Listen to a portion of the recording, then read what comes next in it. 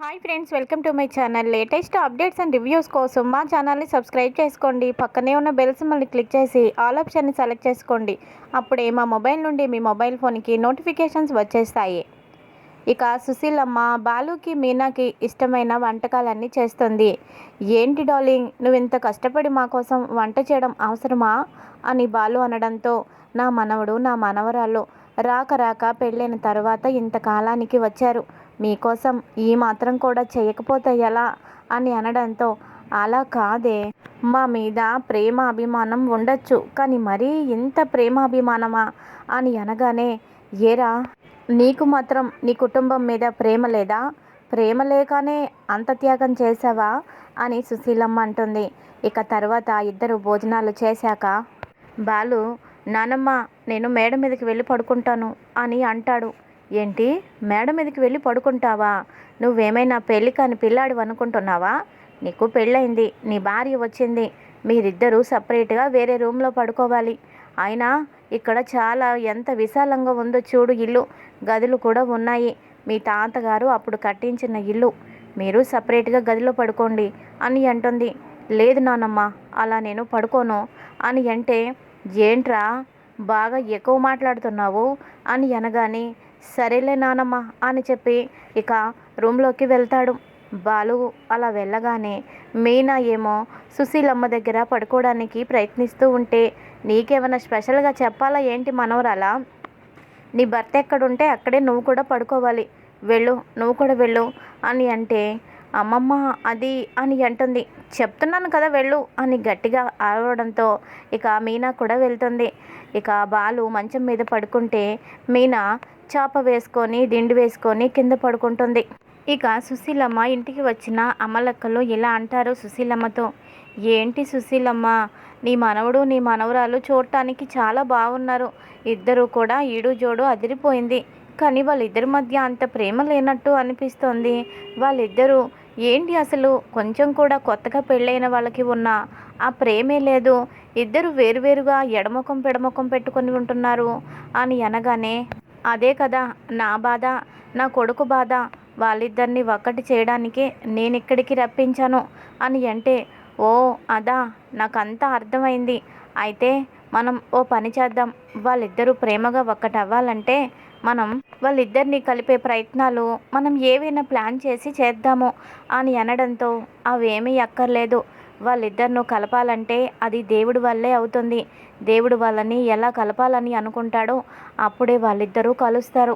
మనం బలవంతంగా కలిపినా అది ఎంతో కాలం ఆ ప్రేమ నిలబడదు. ఆ భగవంతుడే కానీ వాళ్ళిద్దరినీ కలిపితే ఆ ప్రేమ జీవితాంతం ఉంటుంది. ఆ క్షణం కోసమే నేను ఎదురు చూస్తున్నాను అని ఇక సుశీలమ్మ అంటుంది. ఇక్కడ ఇలా ఉండగా ఇంకొక పక్కన మీనా అలా పడుకొని ఉండగానే ఒక పురుగు బొద్దింక వచ్చి తన మీద తిరుగుతూ ఉంటుంది. ఇక వెంటనే మీనా భయపడిపోయి ఒక్క గెంతు గెంతి బాలు మంచం మీదకి వెళ్ళిపోయి బాలుని గట్టిగా పట్టుకొని భయపడుతూ ఉంటుంది. ఇక బాలు నిద్రపోతున్నవాడు ఒక్కసారిగా కళ్ళు తెరిచి చూస్తాడు. పక్కనే కౌగిలించుకొని మీనా ఉంటుంది. ఇక ఒక్కసారి రొమాంటిక్ మూడ్లోకి వెళ్ళిపోతాడు బాలు. తను ఇదంతా నమ్మలేడు. ఏంటి ఈ పూలగంపే ఇలా వచ్చిందంటే అస్సలు నేను నమ్మలేకపోతున్నాను. ఈ పూలగంప ఇలా నా పక్కకొచ్చి నన్ను ఇలా వాటేసుకుంటే నిజంగానే చాలా అంటే చాలా సంతోషంగా ఉంది, మనసుకి హాయిగా కూడా ఉంది. ఎందుకు తనని దూరంగా జరపలేకపోతున్నాను, కసురుకుంటూ తన నుంచి దూరంగా ఎందుకు నేను జరగలేకపోతున్నాను? తనంటే నాకు ఇష్టం లేదు కదా, తను నన్ను పెళ్లి చేసుకున్నా తనని నేను భారీగా చూడలేదు కదా ఎప్పుడు, మరి ఇప్పుడేంటి తనని దూరంగా జరగమని నేను ఎందుకు అనలేకపోతున్నాను అని తనలో తనే అనుకుంటూ ఉంటాడు. ఇక మీనా గట్టిగా కేకలు వేయడంతో సుశీలమ్మ ఇక తనతో పాటు ఉన్న అమ్మలక్కలు అందరూ ఒక్కసారిగా వచ్చేస్తారు. ఏమైంది, ఏమైందమ్మా మీనా, ఎందుకు అలా అరిచావో అని చెప్పేసి వాళ్ళు అడగడంతో అప్పటికే మీనా బాలు పక్కకి వెళ్ళిపోయి బాలుని పట్టుకొని పడుకోవడంతో వాళ్ళందరూ చూసి షాక్ అవుతారు. ఏంటి ఇది, భార్య భర్తలు అన్నాక చిన్న చిన్న తగాదాలు అభిప్రాయ భేదాలు ఉంటాయి, చిన్న చిన్న గిల్లి కజ్జాలు ఉంటాయి, తనేదో అరిచిందని ఇలా రావడం కరెక్ట్ కాదు, ముందు పదండి, ఇక్కడి నుంచి పదండి అని చెప్పి ఇక సుశీలమ్మ వాళ్ళందరినీ తీసుకువెళ్ళిపోతుంది. ఇక వాళ్ళు వెళ్ళిపోయాక బాలు అలాగే చూస్తూ ఉంటాడు. ఏమైంది, ఎందుకలా భయపడ్డావు అని అనగానే, అది ఏవండి, అక్కడ అక్కడ పురుగుంది అని అనగానే, అదా, వెళ్ళిపోయిందిలే అని అంటాడు. లేదండి, నాకు చాలా భయంగా ఉంది, అది ఇక్కడికే వచ్చేస్తుంది, నాకు చాలా భయం, అది అంత ప్రమాదం కాదు అని తెలిసినా దాన్ని చూడగానే గుండెలు జారిపోయేంత భయం, ప్రాణం పోతుందేమో భయంతో అన్నంత భయం నాకు కలుగుతుంది. దయచేసి నన్ను ఇక్కడి నుంచి కిందకి వెళ్ళిపోమని మాత్రం చెప్పొద్దండి, నేను కూడా మీతో పాటు మంచం మీదే పడుకుంటాను, ప్లీజ్ అండి అని బ్రతిమాలడంతో బాలు మనసులోనే నవ్వుకుంటూ సంతోషపడిపోతూ ఉంటాడు. పూలగంప, ఎప్పుడు నీలో కోపము అలాగే చిరాకు ఇలాంటివే చూశాను, కానీ మొదటిసారి నిన్ను చూస్తుంటే నాకు చాలా సంతోషం కలుగుతుంది. ఇదే కదా నీలో నేను కోరుకున్నది. నువ్వు ఇలా చిన్నపిల్లలాగా భయపడిపోతుంటే నిజంగా నాకు చాలా సంతోషంగా అనిపిస్తుంది.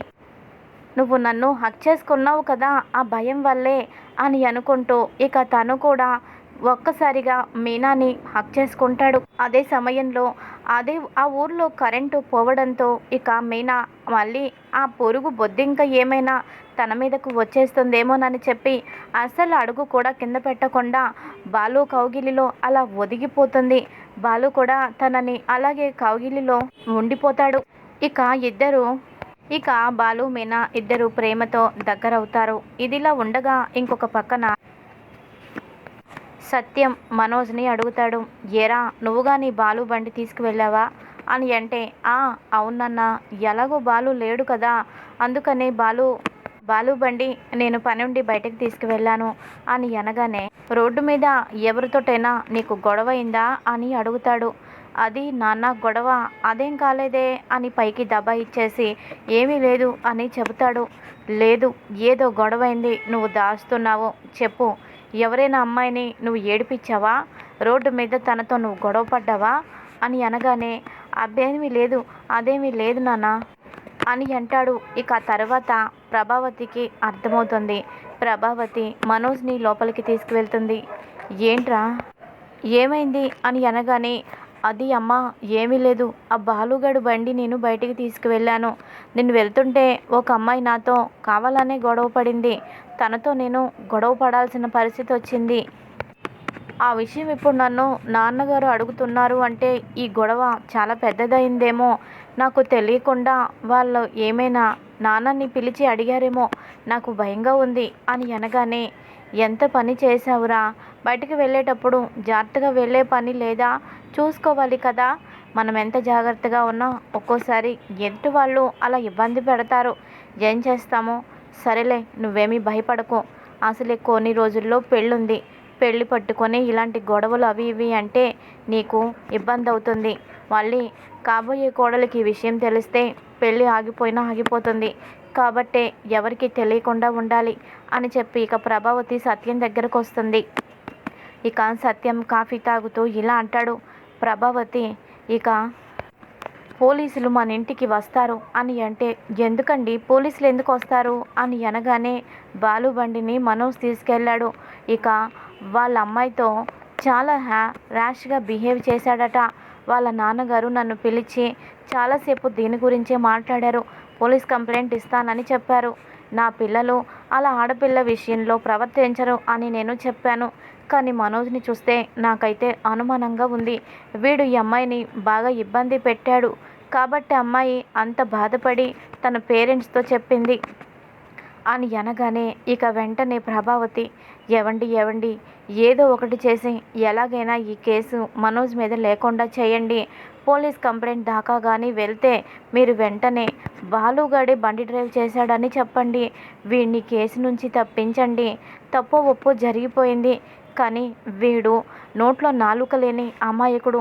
బాలుగాడు కంటే అన్నీ తెలుసు, వాడు కాస్త గటికుడు, కాబట్టే వీడు కాదు బండి డ్రైవ్ చేసింది, వాడని చెప్పి కేసు ఏదైనా ఉంటే ముందు బాలు మీద అయ్యేటట్టు చెయ్యండి, ఆ తర్వాత మనం విడిపించవచ్చు అని అనగానే, ఏం మాట్లాడుతున్నావే నువ్వు మాట్లాడేది నీకేనా అర్థమవుతుందా, వాడు తప్పు చేస్తే బాలు మీద నేనెందుకు చెప్పాలి, అసలు ఏంటి నువ్వు, నువ్వు తల్లివేనా అని అంటాడు. అది కాదండి, నా ఉద్దేశం ఏంటంటే ఇప్పుడు మనోజ్కి పెళ్లి పెట్టుకున్నాం కదా, ఇప్పటికే 2 సంబంధాలు ఇంటి దాకా వచ్చినట్టే వచ్చి వెనక్కి వెళ్ళిపోయాయి.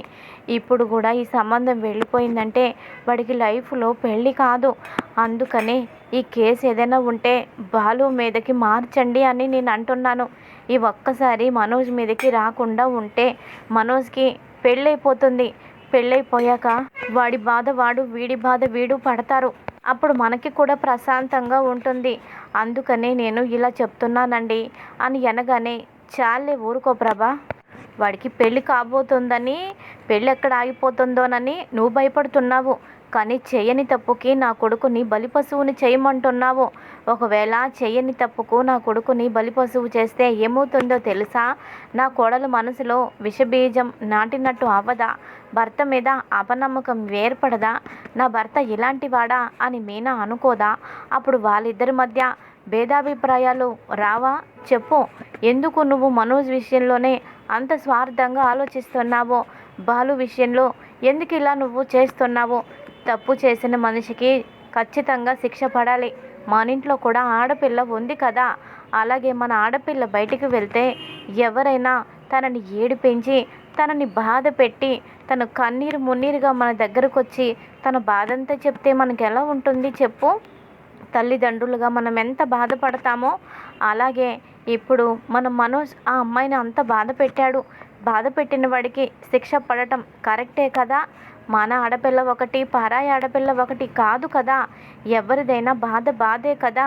మనోజే కానీ తప్పు చేసుంటే వాడికి శిక్ష వాళ్ళెవరూ వేయడం కాదు, నేనే వేస్తాను.